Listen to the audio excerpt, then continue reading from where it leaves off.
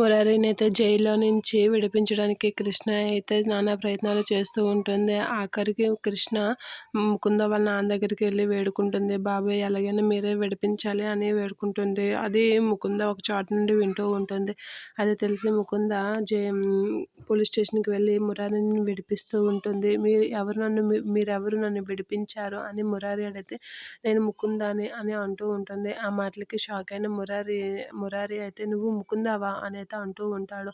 అవును నేను ముకుందాని అని అంటూ ఉంటుంది. ఆ మాటలకి మురారి అయితే షాక్ అవుతూ ఉంటాడు. అక్కడే ఉన్న కృష్ణ కూడా షాక్ అవుతూ ఏంటి ముకుంద ముఖం మార్చుకుందా, ప్లాస్టిక్ సర్జరీ చేయించుకుందా అని అయితే షాక్ అవుతూ ఉంటుంది.